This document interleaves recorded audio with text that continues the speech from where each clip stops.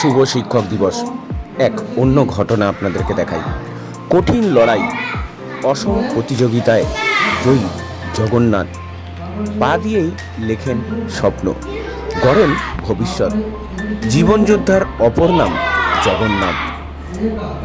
জন্ম থেকেই নেই দুই হাত, তবে তাতে থেমে থাকেনি স্বপ্ন পূরণের লড়াই।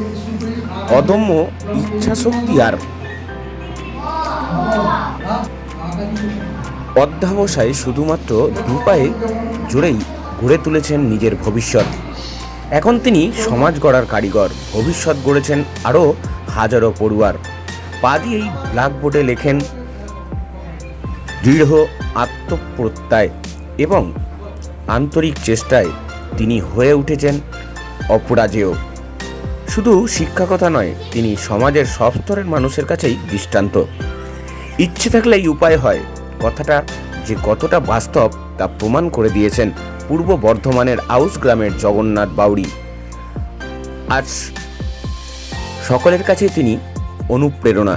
জন্ম থেকেই দুটো হাত নেই, তার পায়ে লেখা অনুশীলন করেই পরীক্ষা দিয়ে এখন জয়কৃষ্ণপুর প্রাথমিক বিদ্যালয়ের ভারপ্রাপ্ত প্রধান শিক্ষক জগন্নাথ বাউরি। তার বাবা লক্ষণচন্দ্র বাউরি ও মা সুমিত্রা বাউরি তারা দিনমজুরির কাজ করতেন। ছোট থেকেই কপালে ত্রিশূলের মতো চিহ্ন ছিল, তাই তার মা নাম দিয়েছিল শিবা। ছোটবেলার পাশেই গ্রামের প্রাথমিক বিদ্যালয়ে ভর্তি করা হয়েছিল তাকে। সেখানেই বিদ্যালয়ের প্রধান শিক্ষককে পড়ানোর এক উপায় বের করেছিলেন। ছোট্ট শিবার পায়ে কলম ধরিয়ে লেখানোর অভ্যাস শুরু করেন সেই শিক্ষক। জগন্নাথ বাউরি জানাচ্ছেন, হয়তো পুরীর জগন্নাথ দেবের কথা মনে করেই ওই শিক্ষক তার নাম রাখেন জগন্নাথ। কি বলছেন জগন্নাথ বাবু, সরাসরি শোনাবো আপনাদের। অবশ্যই দেখুন, আমার যেমন দুটো হাত জন্ম থেকেই নেই। আজকে আমি ধরুন এই হাত না থেকেও যে এত দুঃখ কষ্টের মধ্যেও যে আমার দুটো হাত নেই, এর মধ্যে থেকেও আজকে আমি এই জায়গাতে পৌঁছেছি যে আমি একজন শিক্ষক। সেই শিক্ষক হিসেবে একজন শিক্ষক হিসেবে আমি আমার ছাত্রদের কাছে এই বার্তায় পৌঁছাতে চাই যে আমার হাত না থেকেও যদি আমি পায়ে করে এইভাবে জীবনযুদ্ধে লড়াই করে একটা জায়গা পেয়েছি। ছাত্রদেরকে আমি ওইটাই বোঝাই যে তোমাদের হাত দিয়েছে ভগবান, পাও দিয়েছে সুস্থ সবল মানুষ, তোমরা কেন পারবে না? তোমরা আমাকে দেখে এগিয়ে যাও, আরও এগিয়ে যাও, তোমরা আমার থেকে আরও ভালো কিছু পারবে। আমি সেটাই এই ছাত্রছাত্রীদের মধ্যে ডিস্ট্রিবিউশন করতে চাই।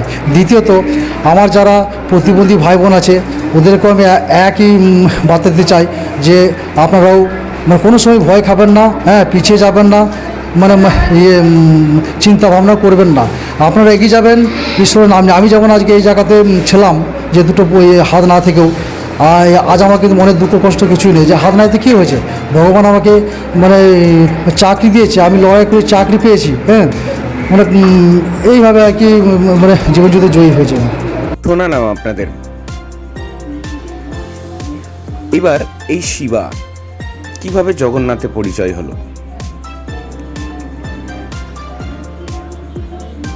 স্কুল থেকে প্রাথমিকের গণ্ডি পার করে সিলুট বসন্তপুর হাই স্কুল থেকে মাধ্যমিক এবং তারপর রবীন্দ্র মুক্ত বিদ্যালয় থেকে উচ্চ মাধ্যমিক পাস করেন জগন্নাথ। তারপর দীর্ঘ লড়াইয়ের ফল পান তিনি। 2010 সালে জানুয়ারি মাসে বাড়ি থেকে 2 কিলোমিটার দূরে জয়কৃষ্ণপুর প্রাথমিক বিদ্যালয়ে চাকরি পান জগন্নাথ। চাকরি পাওয়ার পর মা বাবাকে আর দিনমজুরির কাজ করতে দেন না।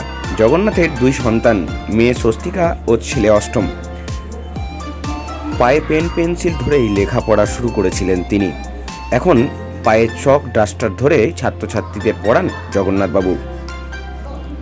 ছোটবেলায় প্রাথমিক স্কুলের প্রধান শিক্ষক ভূতনাথ পালি তাকে পায়ে পেন্সিল ধরে লিখতে শিখিয়েছিলেন।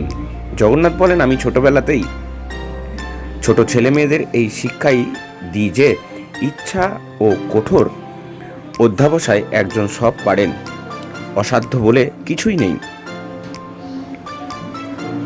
এবার শুনবো একটু ছোট্ট এক ক্ষুদে ছাত্রীর কথা। কি বলছেন প্রধান শিক্ষকের জন্য, শোনাবো। যে মাস্টারমশাই ক্লাস নিচ্ছিলেন তার নাম কি? জগন্নাথ স্যার। কোন বিষয়ে পড়ানো? বাংলা। কেমন পড়ান? ভালো। তোমাদের ভালোবাসে? কি পড়ায়? বাংলা, ইংরাজি, অঙ্ক সব করে। ওনার তো দুটো হাত নেই, পড়ায় কিভাবে? পায়ে করে। তাদের বুঝতে কোনো অসুবিধা হয় নাকি? সব ঠিক থাকে। সব কিছু বুঝতে পারো? মাস্টারমশাই ভালো করে বোঝায়? একজন স্বাভাবিক মাস্টারমশাই যেভাবে পড়ান, ওনার যেহেতু দুটো হাত নেই, উনিও কি সেইভাবেই পড়াতে পারেন?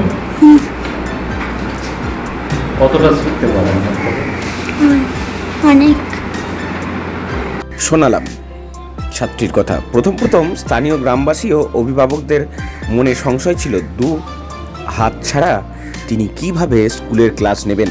তাই অভিভাবকরা স্কুলের জানালা দিয়ে নজর রাখতেন, কিন্তু তার ক্লাস নেওয়া দেখে সমস্ত সংশয় কেটে যায় তাদের। ক্ষুদে পড়ুয়াদের পড়ানোর প্রতি তার একান্ত নিষ্ঠা দেখেছেন গ্রামবাসীরা।